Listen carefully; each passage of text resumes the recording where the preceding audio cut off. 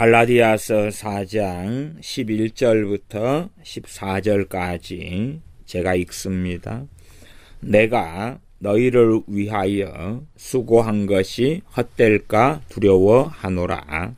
형제들아, 내가 너희와 같이 되었은즉 너희도 나와 같이 되기를 구하노라.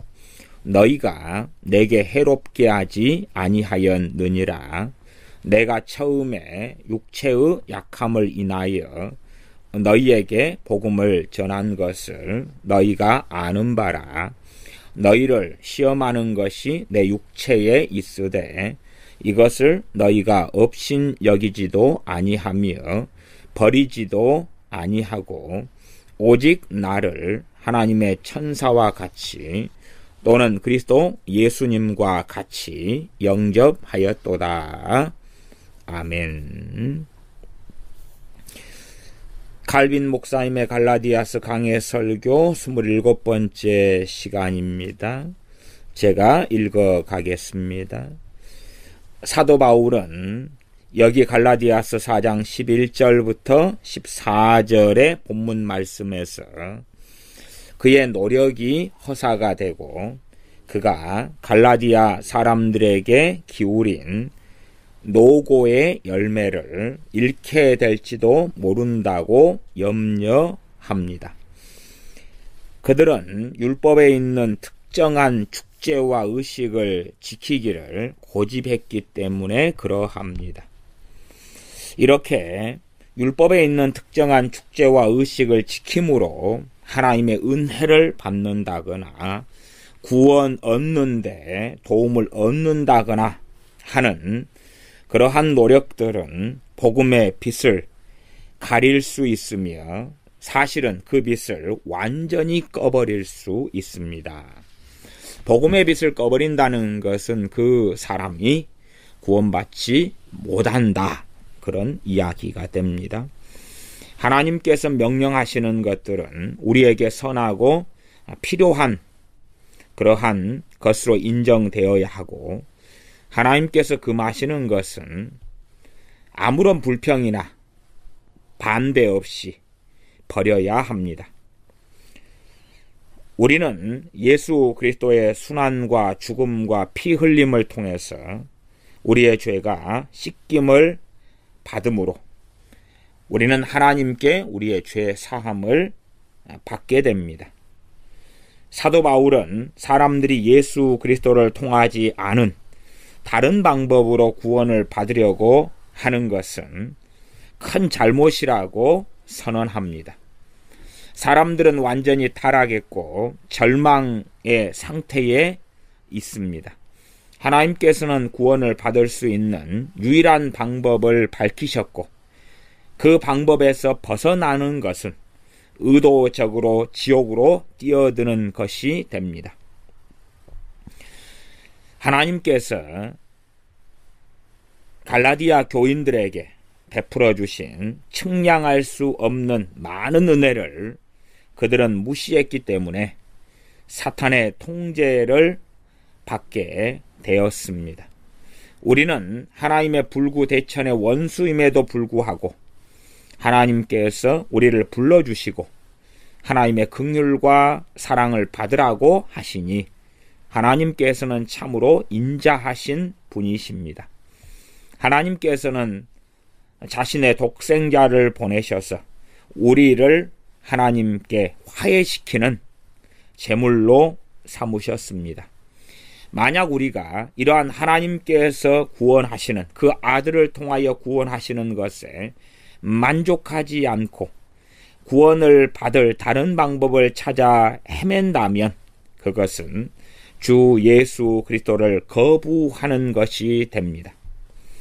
복음의 기쁜 소식은 우리로 하여금 주 예수 그리스도를 믿는 믿음에 반대해서 우리 자신이 의롭다 선하다 하고 했던 쌓아놓았던 모든 행위들을 포기할 수밖에 없도록 합니다. 왜냐하면 우리가 구원받는데 우리가 선하다고 믿거나 확신했던 그 어떤 것이라도 그것은 지저분한 오물덩어리에 불과하기 때문에 그러합니다.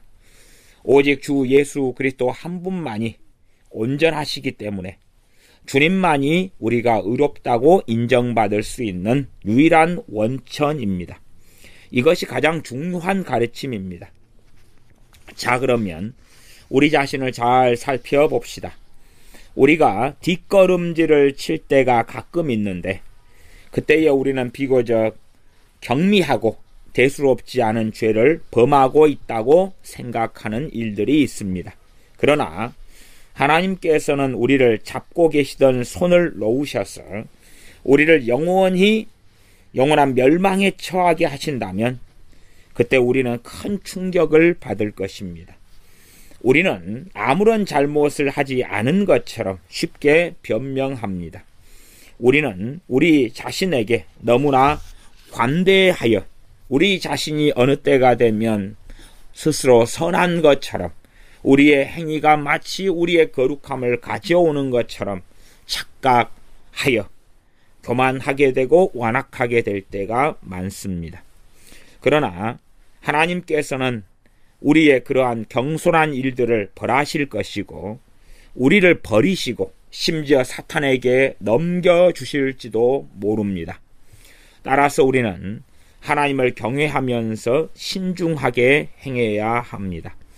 하나님께서는 인자하게도 우리로 하여금 하나님의 말씀의 선하심을 체험하도록 허락하셨으므로 우리는 매일매일 하나님의 말씀에 순종하도록 노력해야 합니다. 우리는 타락하지 않도록 조심해야 하며 계속해서 경계해야 합니다. 그렇지 않으면 우리는 우리 자신이 그냥 조금 표류하고 있다고 믿고 있었는데 그게 아니라 우리가 하나님에게서 완전히 떨어져 나온 것을 알게 될 수도 있습니다. 우리가 조금 잘못하고 있다, 이 정도면 괜찮을 거다 했던 어떤 것들이 배교인 경우들이 있다라고 존 칼빈 목사님은 122페이지 갈라디아서 강해 설교 하편에서 밝히고 있습니다.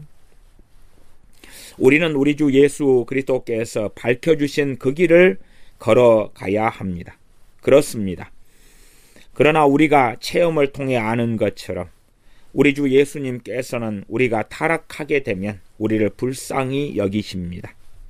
우리가 자주 신앙생활을 하며 주님을 따른다 할지라도 우리는 자주 죄를 범하기도 하고 심지어 물러서서 타락해 되는 경우도 있습니다. 예수님께서는 우리의 일생 동안 3번, 4번만이 아니라 하루에 100번씩이라도 우리를 안아서 일으켜 주십니다. 왜냐하면 우리는 지조가 없고 끊임없이 이 길 저 길로 헤매고 있기 때문입니다. 그러나 우리는 우리 주 예수님을 시험해서는 안 됩니다. 또한 우리 자신이 죄 가운데 강팍하게 되는 것을 허용해서는 안 됩니다. 왜냐하면 그렇게 되면 마귀가 우리를 꿰어서 우리를 자기 편으로 만들 수 있기 때문입니다.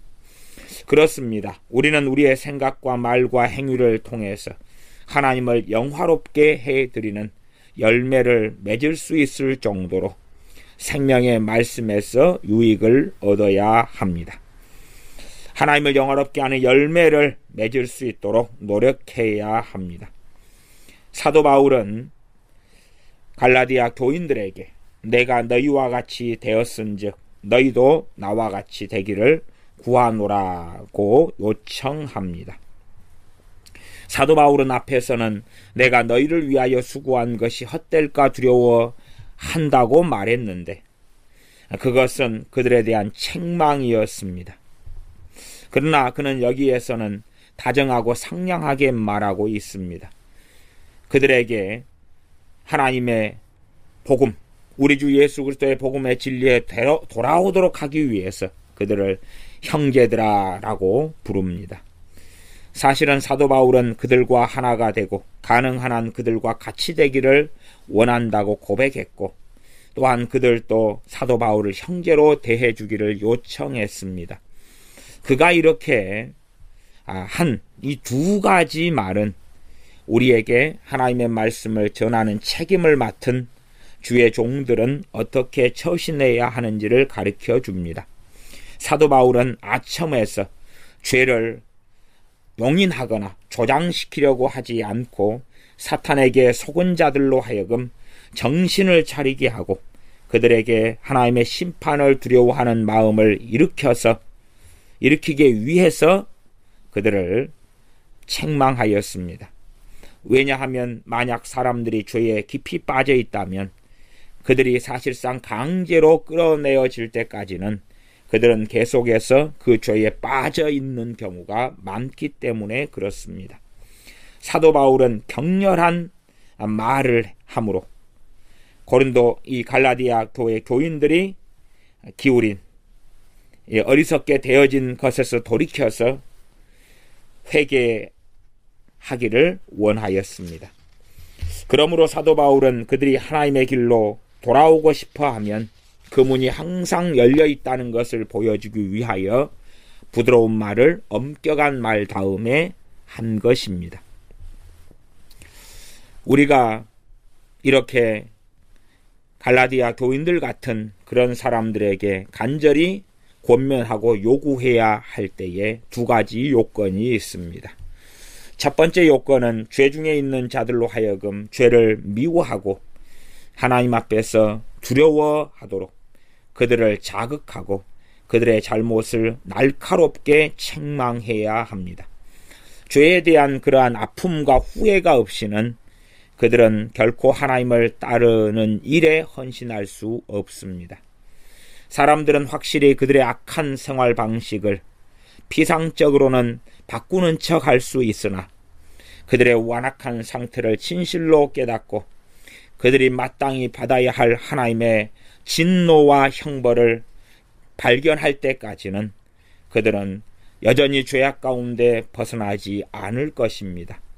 그렇기에 회개케 하는 참된 길은 우리의 양심을 자극해서 우리로 하여금 우리 자신이 얼마나 악한 자인지 그것을 명확하게 보도록 하는 것입니다.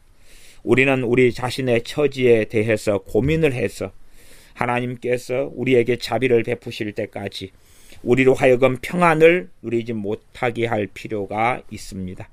이것이 첫 번째 일입니다.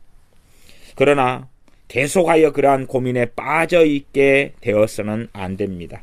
그렇지 않으면 우리는 하나님에게서 완전히 도망치려고 하게 될 수 있습니다. 하나님께서는 만약 우리가 진정으로 하나님을 찾는다면 우리가 실망치 않게 될 것이라 말씀하십니다. 시편 말씀과 같이 하나님께서는 우리들에게 용서를 베풀어 주시는 그 사유하심이 크다고 말씀합니다. 불신자들이 갖고 있는 두려움은 대부분 두려움에서 이 공포에서 나왔고 그러한 공포심이 그들로 하여금 하나님에 대하여 오히려 분노하고 하나님을 멀리하게 만듭니다. 이러한 하나님에 대한 공포나 두려움에는 하나님을 경외함 같은 것은 전혀 없습니다. 그러나 우리 그리스도인들은 하나님의 선하심을 맛보았으며 하나님께서 우리를 오라고 간절히 부르고 계시는 것을 알기 때문에 우리는 하나님을 무서워하기보다는 하나님을 경외함으로 나아갈 수 있게 됩니다. 우리가 성실한 마음으로 하나님을 찾아가면 하나님께서는 자신과 화해하기를 원하신다는 것을 보여주십니다. 우리의 죄가 사함받는 것을 확신하게 되면 우리는 하나님께 나아가는 것을 두려워하지 않게 됩니다. 사도 바울이 이 갈라디아서 본문에서 사용하는 순서는 우리가 사람들을 꾸짖을 때에도 지켜야 될 순서입니다. 사도 바울은 갈라디아 사람들이 자신을 높이고 그러한 교만으로 하나님께 저항하는 것을 보았을 때에 그들을 책망하며 경멸했습니다. 그러나 그 후에 그들에게 다정한 손을 내밀고 있습니다. 왜냐하면 그들의 잘못을 인정했기 때문에 사도 바울은 그들에게는 하나님의 사랑을 받을 가망이 없다라고 절망하지 않도록 그들을 권면하고 일으켜 세우기 위함입니다. 만약 우리가 죄인을 구원으로 인도하려는 방법에 대하여 이러한 두 가지 것을 주의하지 않으면 안 됩니다. 하나님의 이름으로 죄를 책망하는 사람들이 타락한 사람들에게 구원을 가져다 주는 이러한 방법에 대한 지혜를 우리는 얻어야 합니다. 강한 믿음을 가지고 있고 복음에 대한 뜨거운 열정으로 불타고 있는 것처럼 보이는 사람들이 있으나 사실은 그들은 비난받고 책망받는 것을 참지 못하는 그러한 사람들이 그들 가운데 아주 많습니다. 모든 사람들이 그들에게 관대하게 하고 그들을 책망하지 않는 한은, 또한 그들이 듣고 싶어 하는 말들을 하는 한은 그들은 친절하게 살아갑니다. 그러나 그들이 책망을 받고 또한 도전을 받으면 맹수같이 변합니다. 하나님에 대하여 강팍하면서 사람들에게 그것을 감추려고 하는 이러한 이중성은 과연 어떠한 유익을 얻을 수 있겠습니까? 그러므로 우리는 필요할 때마다 우리 자신이 가혹하게 다루어지는 것을 허락해야 합니다. 특히 우리 속에 숨어있는 악을 인식하지 못할 때는 우리는 더 가혹하게 다루어지므로 우리의 교만이 다루어질 수 있습니다.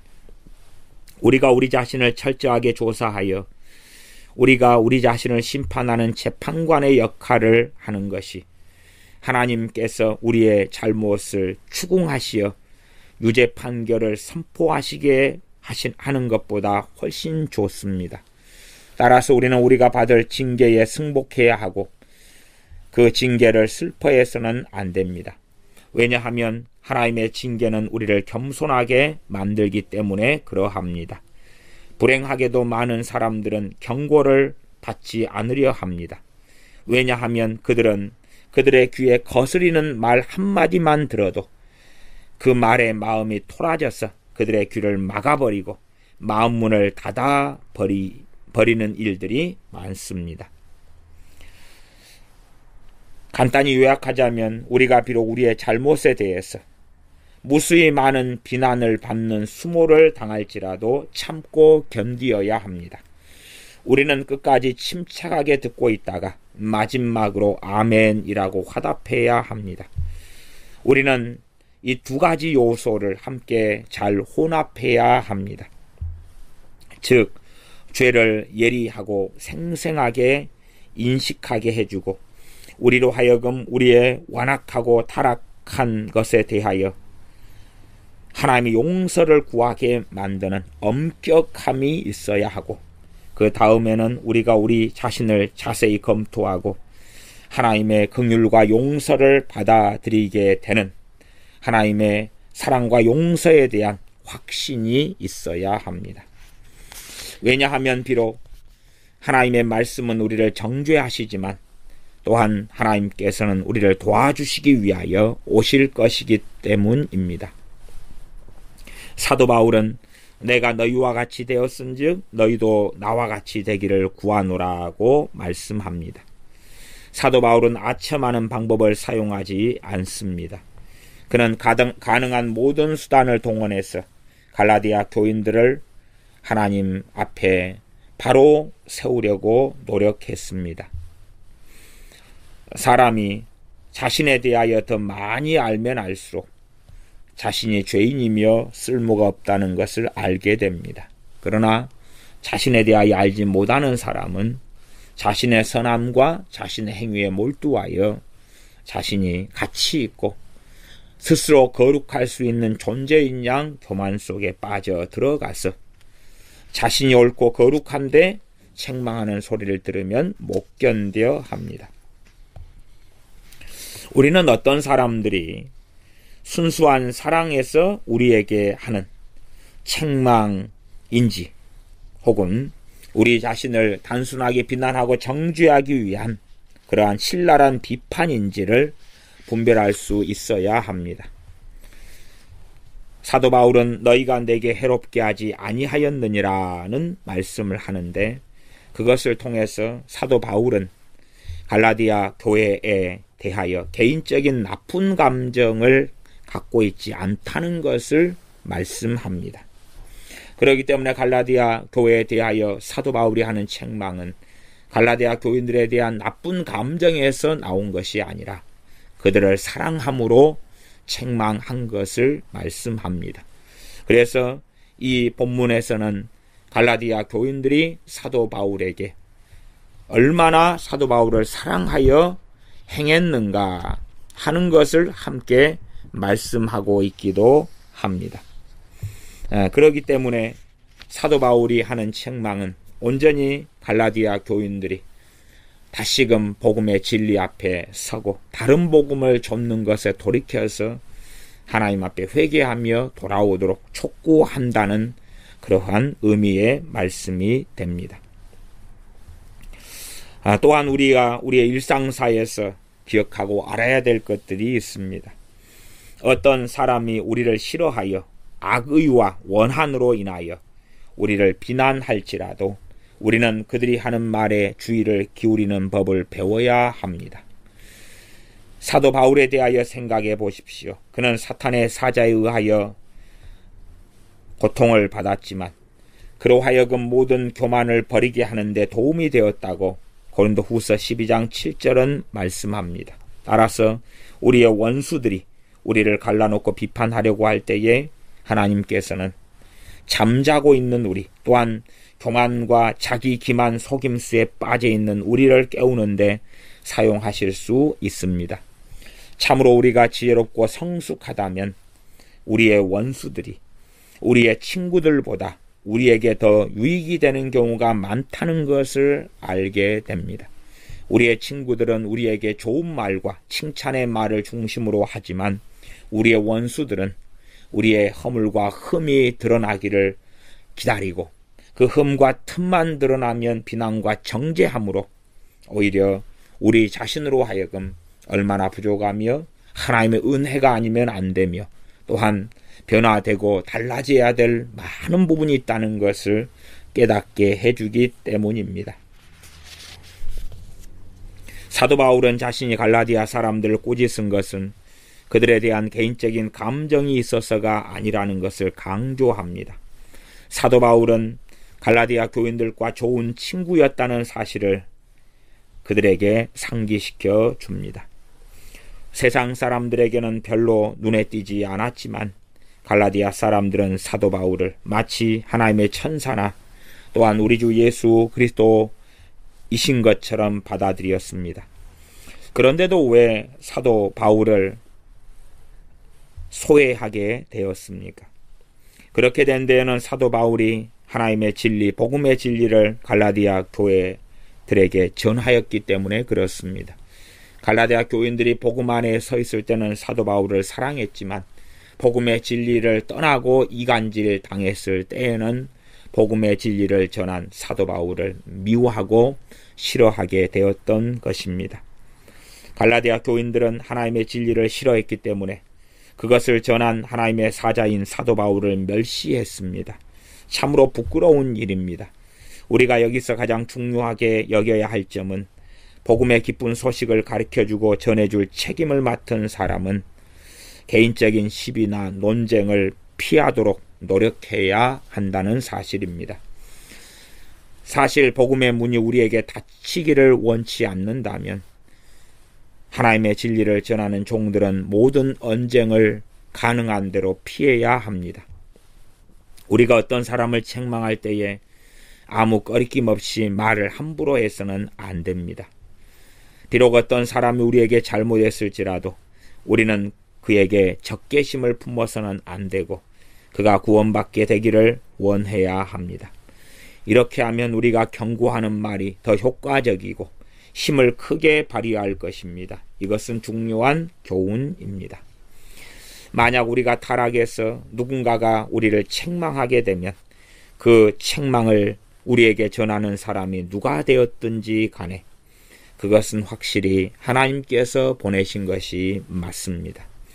왜냐하면 이 사자 메신저 자신이 심지어 우리를 비난하기 위한 옳지 못한 목적과 의도로 그러한 책망을 했을지라도 우리가 잘못된 자리에 서 있을 때라면 하나님께서 우리가 멸망하는 것을 원치 않으시고 우리를 옳은 길로 돌아오게 하시려고 사용하시는 것이기 때문에 그러합니다. 비록 그 사람이 우리에게 복수하기 위해서 우리를 비난하려고 할지라도 하나님께서는 우리가 멸망하지 않게 하기 위하여 우리를 도와주시는 것입니다. 이러한 내용을 통하여 존 칼빈 목사님은 잘못된 길에 빠져서 멸망할 수 있다고 당연하게 계속하여 이야기하고 있는 것입니다. 계속 읽습니다. 사탄은 어떤 사람이 우리의 잘못을 비난할 때에 그는 순수한 열정이 아닌 다른 무엇에 자극을 받아 그렇게 했다는 생각을 우리 머릿속에 집어넣습니다. 사단이 머릿속에 생각을 통해서 공격한다 그 말입니다. 어떤 사람이 우리를 책망할 때에 우리는 우리 자신을 방어하려고 야, 저 사람이 마귀에 잡혀서 아니면 나쁜 마음으로 그래 라고 쉽게 단정 지으면서 그 어떤 사람들의 책망을 거부한다 그런 이야기입니다.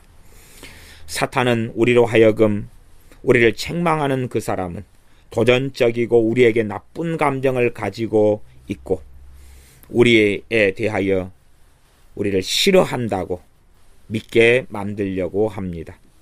사탄은 우리가 저지를 당할 때마다 우리가 책망을 받을 때마다 이와 같은 상상적인 생각을 우리의 마음속에 집어넣어서 우리를 분노하게 만들어 우리가 들은 내용을 부인하게 만들고 결과적으로 하나님 앞에 제대로 서지 못하게 만듭니다.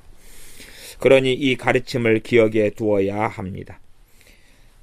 우리가 우리의 죄 때문에 책망을 받게 될 때에는 그 책망하는 그 사람은 하나님을 대신하여 우리를 심판하기 위하여 파송되었다는 것을 알아야 합니다. 어떤 사람이 내가 지은 죄로 인하여 나를 꾸짖는 것은 하나님께서 그렇게 하도록 명령하시고 그 사람을 나에게 보내시어 하나님을 대신하게 하셨기 때문입니다. 왜 그렇습니까? 나로 하여금 내가 죄 지은 것을 설명하기 위하여 하나님의 심판대 앞에 서지 않게 하기 위해서입니다. 왜냐하면 우리가 이 땅에서 회개하지 않음으로 인하여 하나님 앞에 심판대 앞에 서게 되었을 때는 10만 배나 더 중한 벌을 받게 되기 때문에 그러합니다. 우리가 죄 지은 것들에 대하여 회개하지 않을 때에 하나님의 심판대 앞에 나중에 섰을 때는 10만 배나 더 중한 벌을 받게 된다라고 존 칼빈 목사님은 134페이지 중간에서 이야기합니다. 따라서 하나님께서는 우리에게 사람을 재판관으로 보내신 것은 우리를 불쌍히 여기시기 때문입니다. 하나님께서는 우리가 우리 자신을 부끄럽게 여기고 옳은 길로 돌아오기를 바라십니다. 만약 하나님께서 우리를 불쌍히 여기실 정도로 은혜가 많으시다면 우리는 하나님의 마음을 상하게 하거나 또한 하나님의 반대편에 서기보다는 다시금 하나님께 나아가 하나님의 은혜의 보좌 앞에 나아가는 기회로 삼아야 합니다. 우리는 우리의 교만한 생각과 상대방에 대한 거부와 거절과 미움의 생각을 버리고 진실한 경고와 책망을 받아들여야 합니다. 다시 말하면 우리가 비난을 받을 때에 우리가 할 수 있는 최선은 우리의 양심이 우리에게 똑같은 내용을 말하고 있는지 생각해 보는 것입니다.